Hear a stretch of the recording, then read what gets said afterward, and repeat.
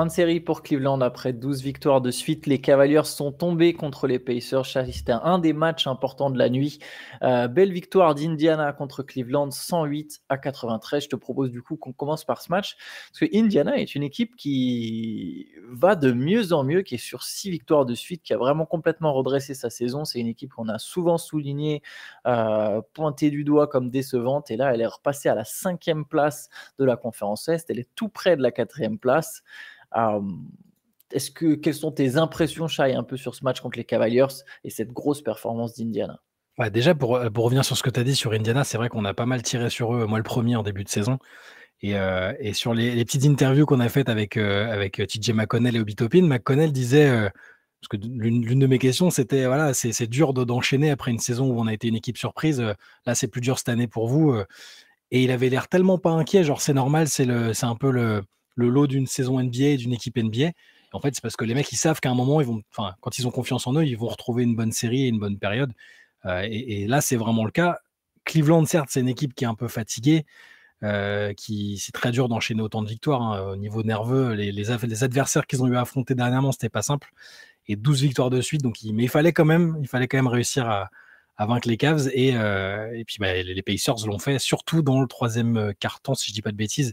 À un moment, il y a un 32-7 où ils enchaînent, où il y a Obi Toppin, justement, encore pour reparler de l'un des deux qu'on avait pu avoir en interview, qui a enchaîné les dunks et les paniers pendant un moment. Nembhard, Siakam, ça a très bien tourné.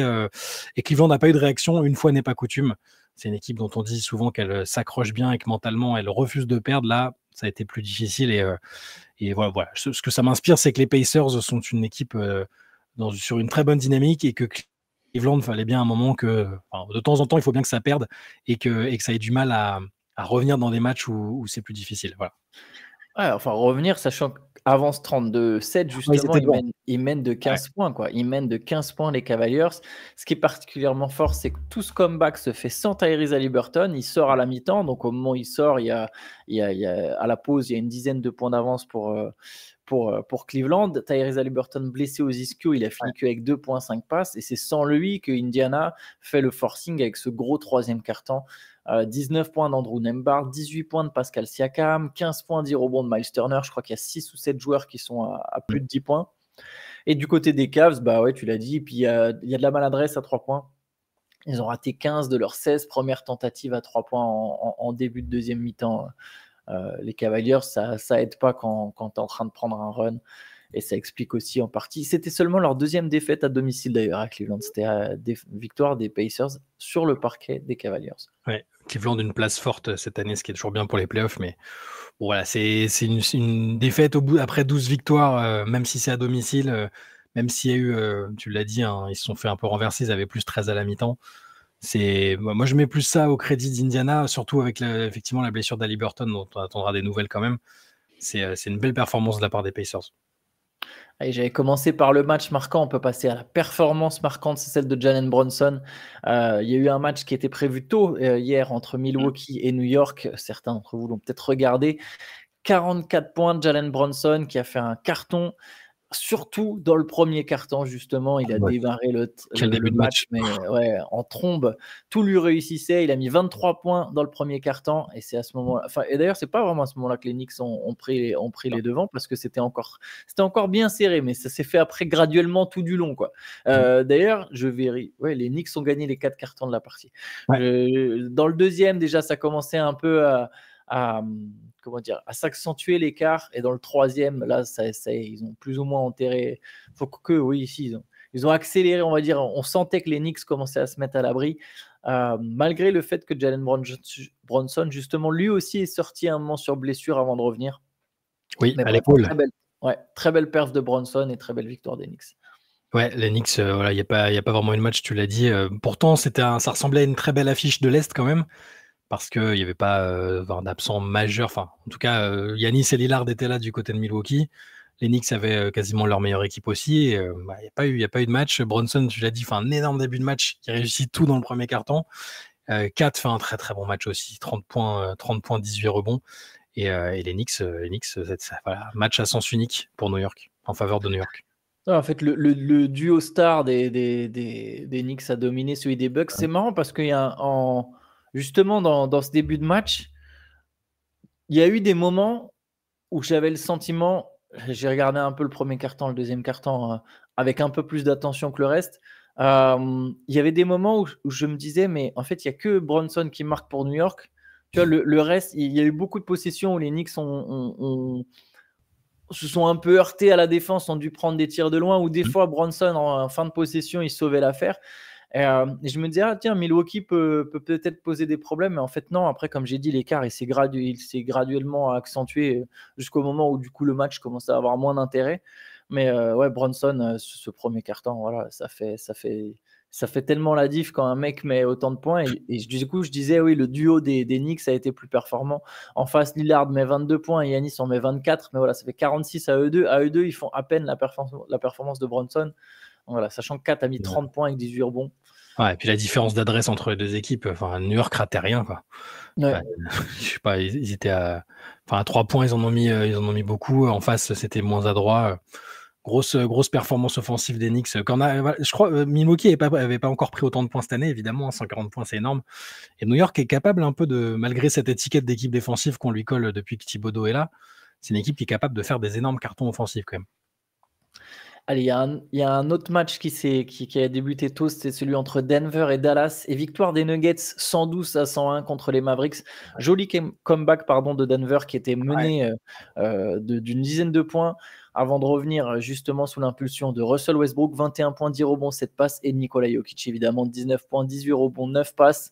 Voilà, nouvelle victoire des Nuggets. Les Mavericks qui jouaient toujours sans Luka, qui est plus éligible à un trophée pour le coup de fin de saison, et sans Kyrie Irving. Ouais, tu as dit, ça n'a pas été simple. Il y avait 19 points de retard pour les Nuggets en fin de troisième. Il y avait encore 12 points de retard dans le quatrième. Et c'était en partie dû à un très très bon match de Klay Thompson. Malgré les absents, lui a été là pendant 3 quarts-temps. Après, il a disparu. Il n'a pas marqué le moins de paniers dans le quatrième quart-temps. Il finit quand même avec 25 points. Mais voilà, les Nuggets, avec le tandem un peu fort du moment pour eux. Jokic a été malade ces derniers temps, mais ce week-end, samedi, dans la nuit de vendredi à samedi, les deux, Jokic et Westbrook, ont fait un triple-double. Là, ils ont encore été pas mal. 19 points, 18 rebonds pour Jokic avec 9 passes. 21 points, 10 rebonds, 7 passes pour Westbrook, qui est quand même sur pas une renaissance, mais il se sent de mieux en mieux, je trouve, avec Denver. Les gens l'aiment bien. Ses coéquipiers l'apprécient. Il est vraiment performant quand même. Le banc aussi a été bon quand même aussi à Denver, il faut le souligner, avec le retour d'Aaron Gordon. Et le retour d'Aaron Gordon. Ouais, qui est évidemment ultra important. On sait à quel point il a été fondamental quand ils ont gagné le titre, et à chaque fois, ses absences ne sont pas toujours très bien vécues par les Nuggets. Et justement, ça va être intéressant parce que Gordon, il va repasser dans le 5 à la place de Westbrook. Théo nous soulignait à un moment justement que Westbrook, quand il sort du banc, c'est pas tout à fait pareil. Et il faudra voir l'évolution. Comment ils vont se partager les minutes et comment Westbrook qui est actuellement dans un rythme, comment il va s'adapter, etc. Alors ça se fera peut-être pas tout de suite, vu qu'Aaron Gordon vient de revenir, mais il y a un moment où Aaron Gordon sera quand même destiné à reprendre sa place dans le 5 majeur. Pour Klay, je pense que ça va lui faire beaucoup de bien cette perf, parce qu'il fait pas une très belle saison. C'est moins qu'on puisse dire. Alors, d'avoir enfin un peu de réussite à 3 points, de marquer quelques points, ça peut lui faire du bien. Ouais. Boston a battu New Orleans dans la douleur 120 à 119. Ouais, les Celtics qui sont pas sur une très bonne période. Avant ce match, ils étaient à 6-6 sur les 12 derniers matchs. Ouais. Donc là, ils passent c'est leur 7e victoire en 13 matchs. Il a fallu 38 points de Jason Tatum, 38 points, 11 rebonds. Les Celtics qui ont été menés, ils ont été menés en début de match. Ils ont compté 11-12 points de retard. Voilà, ils ont galéré face aux Pelicans. 30 points de Trey Murphy pour New Orleans. Il y a eu 16 points, 7 rebonds, 5 interceptions pour Zion Williamson, qui faisait son retour, qui jouait un nouveau match après sa suspension. Qui a cette fois été à l'heure pour prendre l'avion, ce coup-ci, visiblement. Ouais. Et du coup, t'as vu la fin de ce match, c'est improbable parce que à 7 secondes de la fin, les Celtics ont un point d'avance, et ils ont une remise en jeu à faire. Derrick White fait pas la remise en jeu, ils n'arrivent pas à poser un temps mort, ils perdent la balle. Les Pelicans, ils ont une balle pour prendre l'avantage. McCollum n'y arrive pas, mais ils ont eu très très chaud quand même. Enfin, je les ai trouvés comme un peu trop souvent cette saison en difficulté dans les fins de match, un peu un mix de nonchalance et de maladresse. Alors là, ils y arrivent parce qu'en face, c'est une équipe qui est quand même en crise de résultats, c'est les Pelicans, mais c'est des petits signaux à surveiller et des petits problèmes à régler, je trouve, du côté de Boston. La saison régulière est là pour ça aussi. Ils ont besoin du break du All-Star Game, les Celtics. Ça va pas tarder, ça approche, à peu près un mois. Mais ouais, il y a de la fatigue du côté de Boston. Ouais. Sacramento, l'équipe en forme du moment, là aussi, 7e victoire de suite, 7 victoires en 8 matchs sous le coaching de Doug Christie. Donc là, pour un coup, le changement a bien fonctionné, en tout cas jusqu'à présent. Les Kings ont battu les Bulls 124-119, 26 points d'Aaron Fox, 22 points, 15 rebonds, 8 passes de Domantas Sabonis. Et ouais, Sacramento repasse à la 9e place de la conférence Ouest et c'est complètement remis en course pour les playoffs ou au moins le play-in. Voilà. Avec 36 points encore de Zach LaVine, on le dit à chaque fois, Zach LaVine il enchaîne les belles perfs aussi du côté des Bulls. Je vais faire un parallèle avec ce que je disais sur Indiana tout à l'heure, avec lesquels on a été dur avec les Pacers en début de saison, ou en tout cas critique. Les Kings, c'était la même chose. Pour moi, c'était une très grosse déception, compte tenu du fait qu'ils ont une équipe qui se connaît bien, qui a déjà été en playoff à peu près sous cette version-là. Et là, il y a une métamorphose. Et puis, ma question, c'était de savoir est-ce qu'avec De'Aaron Fox, qui avait manqué les 3 derniers matchs, ils arriveraient à jouer aussi bien, ou en tout cas à gagner les matchs. Là, après 3 matchs d'absence, il est revenu, il a été bon, 26 points pour lui. Sabonis fait toujours ses matchs. DeRozan, Malik Monk qui fait vraiment, j'ai l'impression qu'il y a une vraie progression de sa part aussi cette année au playmaking. Il fait beaucoup de passes décisives, il est actif, il score. Franchement, les Kings tournent bien et Doug Christie, il faut lui accorder ça. Il a pris des joueurs qu'il connaissait quand même bien, il était assistant, mais il y a quelque chose de l'ordre du ressort psychologique qui est indéniable pour les Kings, qui sont donc sur 7 victoires de suite quand même. Du côté des Bulls, il y a quand même la titularisation de Lonzo Ball en l'absence de Kobe White. Ça faisait un long moment que Lonzo Ball n'avait pas titulaire. Et c'est vrai que son comeback, il a mis 15 points, il a signé du coup sa meilleure perf de la saison. Son comeback est quand même une des belles histoires de la saison. Il revient petit à petit et il est pas mauvais. Évidemment, il manque d'adresse, il manque un peu de rythme, mais il défend bien, il est là, il met des tirs, il crée du jeu, il prend des rebonds. C'est un joueur qui va se remettre dans le rythme, mais voilà, s'il n'a pas de blessure, il reviendra peut-être petit à petit à un niveau plus que correct. J'ai toujours pensé que c'était un joueur qui pouvait être très intéressant pour une équipe ambitieuse. Et voilà, peut-être que dans quelques années, le temps qu'il se remette vraiment dans le bain, il est encore jeune, mine de rien, Lonzo. Enfin, le jeune, il a 27 ans, tu vois. Ça va. Évidemment, il ne sera jamais au niveau, je pense, de celui qu'il aurait pu être en raison des nombreuses blessures qu'il a eues. Et là, il a perdu 3 ans quand même. Mais Lonzo Ball, à un moment, pourra peut-être être un joueur intéressant dans une franchise. Voilà. En tout cas, c'est ce que je lui souhaite. Ouais, mais si Lonzo Ball, c'est 5 paniers à 3 points par match, comme il a mis là cette nuit, qui retrouve un peu de confiance en défense sur ses appuis, tout ça, parce qu'à la base, c'est vraiment un super défenseur et c'était devenu un très bon shooter, c'est un très bon passeur, quand même beaucoup de qualité. Donc, il faut voir sur la durée s'il arrive à finir la saison sans trop de pépins. C'est déjà presque un petit miracle. On nous avait un peu vendu le côté il rejouera sans doute plus. Il y avait tout le truc avec Stephen A. Smith, il n'arrive pas à se lever de sa chaise et machin. Enfin, donc là, c'est de le voir titulaire en NBA, mettre 5 paniers à 3 points, quelques passes et tout, c'est déjà super de le revoir comme ça. Il a 1,6 interceptions de moyenne en seulement 19 minutes. Ouais. Pas mal. Orlando a battu Philadelphie 104-99. Il n'y avait pas de Joel Embiid du côté des Sixers. Par contre, il y avait un Paolo Banchero qui a pris les choses en main dans les dernières secondes, dans la dernière minute. 20 points, 8 rebonds, 6 passes de Banchero. Je crois qu'il met 7 points à la fin. 27 points de Cole Anthony. Et du coup, victoire de Orlando contre Philly. 7 points dans la dernière minute 30 pour Banchero, qui a rien forcé. Il n'a pas pris beaucoup de tirs cette nuit. Ça a fait plaisir de le revoir dans ces dispositions-là, hyper précieux en fin de match. Avant, c'était plutôt Cole Anthony qui lui a mis 27 points. Bonne surprise, Jonathan Isaac, 20 points. Ça faisait 20 points, 11 rebonds. Il n'avait pas fait de double-double depuis 2019. Lui aussi, un joueur très souvent blessé. Et le Magic, toujours contre vents et marées, avec Tristan da Silva, le rookie, qui est malade et qui joue 1 minute et qui arrête, qui lâche l'affaire.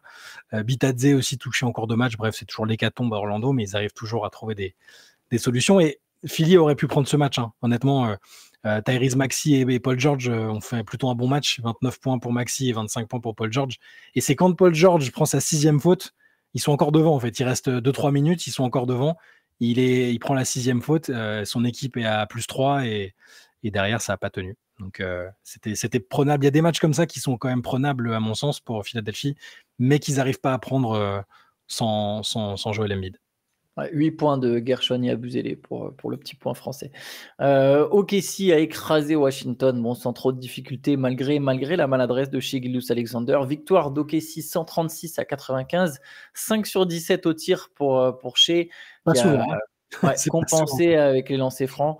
27 points tout de même, c'est ça qui est parce qu'il met 16 lancers, 17 points pour Jalen Williams, enfin tout le 5 majeur, il y a plus de 10 points. Il y a 23 points d'Aaron Wiggins, qui est un joueur très sous-estimé, excellent joueur. Il fait une vraie saison, hein, franchement. Très très bon scoreur, je trouve, capacité à scorer. Enfin bref, c'est un joueur vraiment intéressant. Il fait 23 points, 9 rebonds, 4 passes en sortie de banc. Et ok, si c'est baladé contre Washington, juste du côté des Français, 10 points pour Alex Sarr, 10 points pour Bilal Koulibaly. Les deux ont mis 2 contre.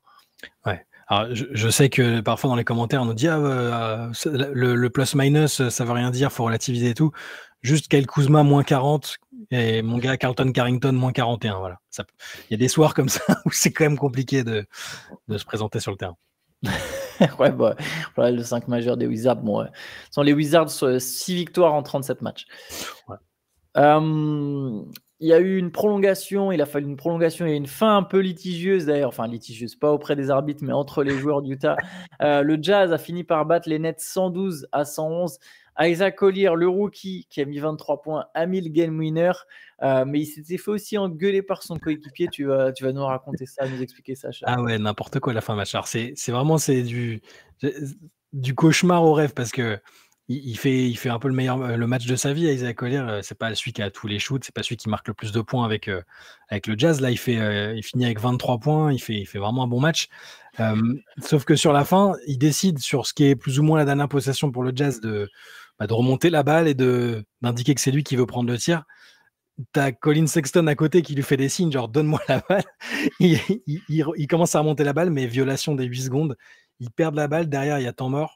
Et là, Sexton lui dit, voilà, lui parle du pays, Collier se fait pourrir. Et on peut se dire qu'il va être plus bactère. Derrière, ça fait prolongation parce que les Nets n'ont pas profité de ça pour remporter le match. Et qui est-ce qui marque le game winner sur un drive un peu beaucoup à l'arrache, parce que je sais pas comment il arrive à garder la balle, mais il arrive quand même à driver et aller jusqu'au cercle, de Isaiah Collier à quelques secondes de la fin de la prolongation, à 2 secondes et quelques, et ça fait game winner et victoire pour le Jazz contre les Nets. Isaac Collier, de toute façon, il a pas l'air d'être le gars qui va perdre confiance facilement, ni même partager beaucoup. Enfin, partager beaucoup. Il achète pas décisif, mais je veux dire, c'est quand même un mec qui était annoncé pendant longtemps top 3, top 5 de la draft, Ah oui. qui a complètement descendu.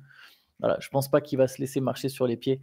Il y a eu un 14 points, 9 passes de Ben Simmons et 22 points de Tosan F. Buoman. Est-ce que tu connaissais celui-là? Oui, on avait vu dans l'effectif. Après, je te dis pas que je l'aurais reconnu dans la rue, hein, mais Moi, je sais pas quelle tête il avait.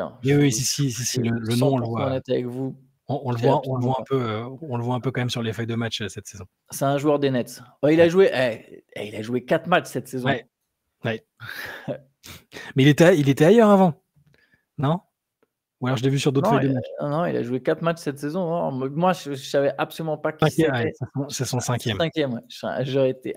Quand j'ai vu là sur le box score, hein, je ne vais pas vous mentir, j'ai vu sa tête, j'ai vu son nom, je fais ouais, je dois être fatigué. C'est un Nigérian, normalement, t'es pas affilié à tous les Nigérians d'NBA? Pas du tout pour le coup. J'ai vu le nom. C'est un Britannique, d'origine nigériane. Ah oui, à la Pistons, ouais, juste je finis, parce qu'on l'avait vu aux Pistons avant, c'est pour ça que son nom me parlait. Moi, pas du tout. Les Suns ont battu les Hornets 120-113. Nouvelle victoire pour Phoenix, portée par Devin Booker, 30 points, et Kevin Durant, 27 points. Voilà, ça fait quoi, 2 victoires de suite ou 3 victoires au cours des 4 derniers matchs pour Phoenix. Ça fait toujours du bien, surtout que la course à l'ouest est importante là. Il y a trop d'équipes qui fonctionnent bien. Faut être performant sur la durée. Et là, les Suns se relancent quand même un petit peu depuis le passage de Bradley Beal sur le banc. Ouais, ils reviennent à l'équilibre 19-19. Bradley Beal. Ils ont galéré, hein.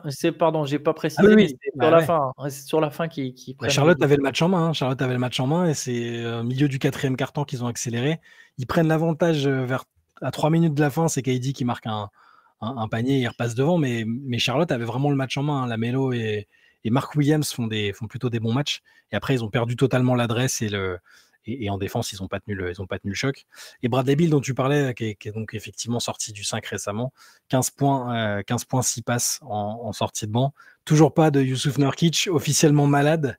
Ça devient un peu le nouveau truc malade maintenant. Illness, dès qu'il y a des petites tensions avec des joueurs, c'est illness, comme avec Jimmy Butler un temps. Et je sais pas si tu as vu, toi qui aimes bien les trucs des réseaux sociaux et tout, il a unfollow KD et Booker. Voilà, ça sent. Il y a des rumeurs en plus de trade à Charlotte notamment. Oui, c'est ça. C'est-à-dire, normalement, les 3 derniers matchs, en fait, c'était pas. Tu vois, il n'a pas joué les 3 derniers matchs, mais c'était ouvertement. Il était en did not play. Donc là, le illness, au-delà de trucs sur le vestiaire, je me demande surtout si c'était pas justement parce qu'il y a des négociations de trade en cours. On sait que Nick Richard intéresse les Suns, le pivot remplaçant des Hornets. Donc oui, il peut y avoir ces rumeurs. Je ne comprendrais pas pourquoi les Hornets lâcheraient Richards pour aller chercher Nurkic par contre, mais bon. Écoute. Je ne sais pas. 24 points, 16 rebonds, 4 passes pour Mark Williams. Alors, en tout cas, ouais, le trade de Richards, il pourrait profiter éventuellement. Alors, ça dépend qui vient, s'il y a un autre pivot qui arrive. À Moussa Diabaté qui a complètement disparu de la rotation. Ce serait bien, il est reparti en G-League, ça m'attriste un peu. Mais comme malheureusement, à un moment, on s'en doutait, tu vois. Quand il jouait beaucoup, il n'y avait pas Williams, il n'y avait pas Richards. Et bien que je parlais déjà de ça en mode ouais, mais est-ce qu'il va jouer en fait? Et c'est pareil pour Salin, tu vois, dans le temps de jeu aussi beaucoup. C'est toujours ces trucs-là. C'est ouais, quand l'équipe est. Quel niveau il faut que tu montres pour vraiment gagner ta place au point de laisser penser à ton staff que même quand l'équipe est au complet, tu vas garder tes minutes, quoi, tu vois.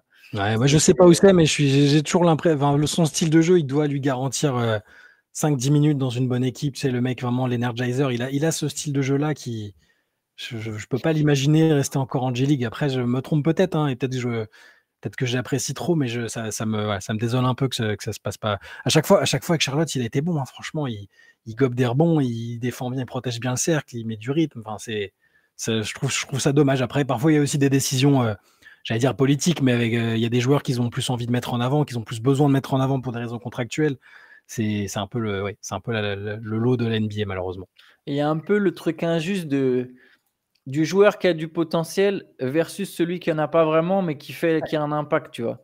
C'est-à-dire que Moussa Diabaté, il a peut-être plus d'impact que certains gars, mais Nick Richards, tu vois, ou Mark Williams, Mark Williams, je pense même que c'est un meilleur joueur de toute façon, mais même Richards, au final, tu vois, je pense que c'est un meilleur joueur que Diabaté, en fait. Ça, donc, en plus d'avoir plus de potentiel, ou en tout cas, c'est pas forcément meilleur joueur, le terme est pas très bon, j'ai du mal à trouver le bon mot, mais c'est un mec qui va déjà un peu plus remplir la feuille de stats, mais ça, c'est pas forcément significatif de meilleur joueur. C'est pour ça que je dis que c'est un peu injuste. Mais du coup, Richard, tu as toujours le potentiel de se dire, ouais, bah, en fait, peut-être qu'un jour, lui, c'est un pivot rim runner titulaire. Ouais. Pas juste un mec qui peut t'apporter sur 10 minutes, tu vois. Le mec qui peut t'apporter sur 10 minutes, au final, tu vas rarement lui donner la priorité. Et effectivement, je suis d'accord avec toi, ce qui peut être un peu injuste parce que Diabaté a un vrai impact quand il joue. Ouais, juste un petit mot sur un autre intérieur, mais du coup chez les Suns ce coup-ci, ça fait plusieurs fois que je remarque quand même que Oso Ighodaro fait des très bons matchs, le rookie qui vient de Marquette, qui a encore fait un bon match. Ça peut aussi expliquer pourquoi il remet pas Nurkic dans la rotation, hein. Je dis pas que c'est un meilleur joueur fondamentalement là aussi, mais il fait vraiment des bonnes apparitions à chaque fois, et cette nuit encore il a été plutôt bon. Mais le fit de Nurkic, ce trade contre Ayton, pareil, enfin, le fit de Nurkic dans la NBA moderne, dans cette équipe des Suns qui est déjà lente, pas très athlétique, pas beaucoup de gros défenseurs, d'être allé chercher Yusuf Nurkic. Bon, j'imagine que c'était vraiment pour se débarrasser d'Ayton, mais tu vois, je capte pas des masses. Il y avait aussi des matchs ce week-end. Est-ce qu'il y a une performance du week-end que tu retiens en particulier? Évidemment, le game winner de Ja Morant.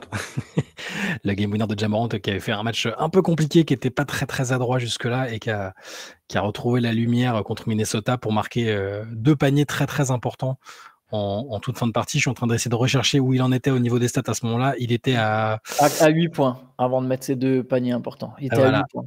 Ça va, donc 5 sur 19 en tout, mais il marque dans le money time, il égalise d'abord à 54 secondes à la fin, puis à 18 secondes, tir à une main, panier, pour permettre à Memphis de l'emporter. Donc je suis content de voir Ja Morant être décisif à défaut pour le moment d'être redevenu totalement lui-même. Et encore un bon match maintenant de celui qui va devenir ton gars après l'avoir critiqué pendant Non, des ça ne années. deviendra pas mon gars quand Non, même. je Mais sais. 33 points de Jaren Jackson, ouais. 33 points de Jaren Jackson. Voilà, Il y a- c'est ce que j'ai retenu du week-end. Il y avait le match avec les 2 triple-doubles pour Jokic et Westbrook aussi. C'était quand même assez impressionnant.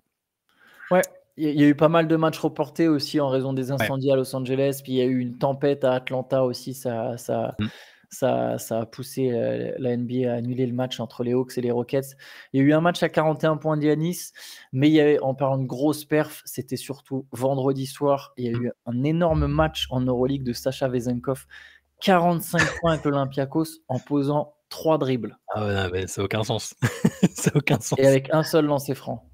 Ouais, c'est totalement dingue comme performance. Ça a un peu fait le tour du net. Mais Vezenkov, quand il arrive en NBA, voilà, on pensait que peut-être qu'il ferait un peu mieux. Ça s'est pas réalisé, mais ça reste un joueur. C'est un énorme joueur quand même. Enfin, voilà, il le montre là en Euroleague sur des matchs comme ça. Il est quand même ultra au-dessus. Ouais, il dit que Mike Brown lui a pas vraiment donné sa chance. Ce qui est Il très s'était possible. plaint un peu de Mike Brown. Ouais. Et ouais, l'Olympiakos qui avait écrasé le Bayern, Paris avait encore perdu, mais l'Asvel avait gagné. Ouais. Et je me souviens plus du tout de ce qu'a fait Monaco. Oui, Monaco avait joué jeudi et avait gagné, je crois. Ouais. Monaco avait battu. Non, Monaco avait perdu contre Barcelone sur cette journée Avec d'Euroleague. Spanoulis furieux de ses joueurs en ce moment, voilà, sur ce match-là.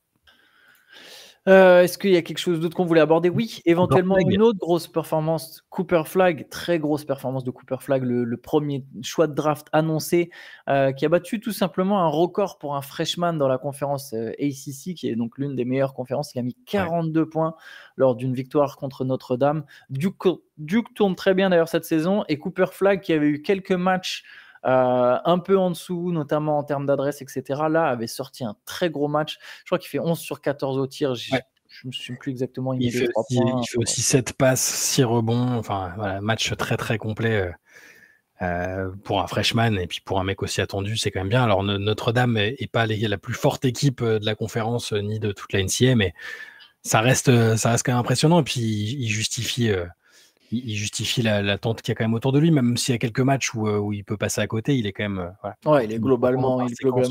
C'est le premier. J'ai vu que c'était le premier joueur de Duke, freshman ou pas d'ailleurs, qui fait au moins 40 points, 5 rebonds, 5 passes depuis Danny Ferry en 88.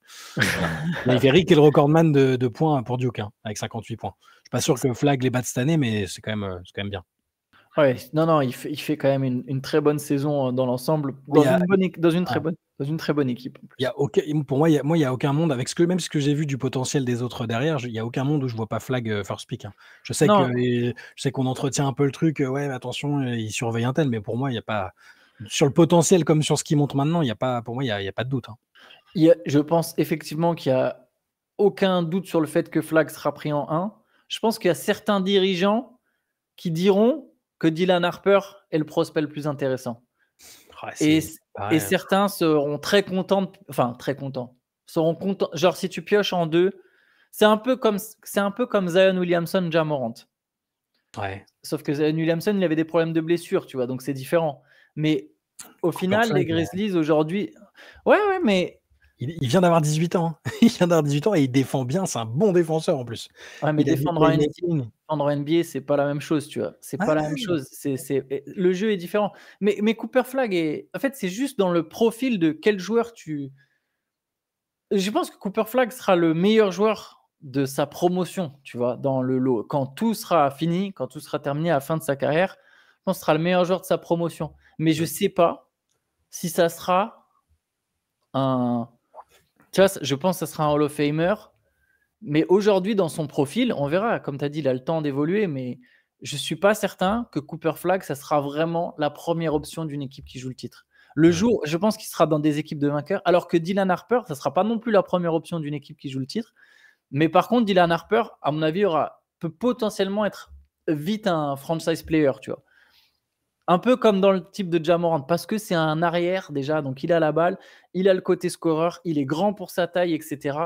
Ça sera plus délicat avec Cooper Flag, selon moi aujourd'hui. On verra. Tu as peut-être raison, et du coup, je lui souhaite d'avoir ce à quoi a eu droit Chet Holmgren, par exemple, c'est-à-dire énorme hype aussi quand même à la fac, très très gros prospect américain. et qui a eu la chance, entre guillemets, de débarquer dans une équipe qui avait déjà un franchise player établi, qui est là pour prendre la pression et pour prendre les points. Je ne sais pas dans quelle équipe Cooper Flag tombera, mais ce sera effectivement mieux pour lui. Ce ne sera pas le cas normalement. Mais bon, sur le début de sa carrière, il sera le meilleur joueur de son équipe, tu vois. Je pense qu'il n'y a pas de doute là-dessus. Mais on verra, l'évolution sera intéressante. Moi, je suis hyper hypé, je m'emballe peut-être trop, mais je le trouve ultra impressionnant. Et le simple fait qu'il vienne d'avoir 18 ans, qu'il va encore se développer physiquement, qu'il a déjà l'agressivité, la mentalité, l'envie de défendre. Et puis il est grand, il est grand, il y a tellement de trucs. Je dis pas que c'est Wembanyama qui est un alien physiquement et dans plein de trucs, mais pour les Américains, ça va peut-être leur faire du bien. Parce qu'en plus, le garçon, il est intéressant, il est intelligent. J'ai très hâte de voir déjà où il va tomber, et je lui souhaite une destination aussi qui lui permette de s'épanouir comme ça fait pour Victor, tu vois, qui est très bien encadré à San Antonio. Moi, je suis hyper hypé. J'ai rien de plus à dire sur lui. Et avant même qu'il y ait le match à 42 points, là, je le trouve vraiment très bon. Pour les États-Unis, justement, je trouve qu'ils n'ont pas de joueurs comme ça. Encore une fois, tu vois, le fait qu'il ne soit pas... Je ne sais pas comment expliquer.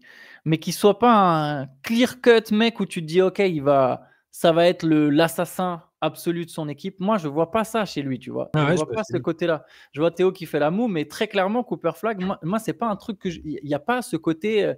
tu vois, c'est pas Anthony Edwards, tu vois. Mais justement, en fait, c'est presque ce qu'il y a de bon chez lui, c'est que c'est un mec qui va réussir à t'apporter tout le reste. Bien sûr qu'il va mettre des points. Je ne suis pas en train de vous dire que Cooper Flag, il va être à 12 points par match et que ça va être un joueur de complément.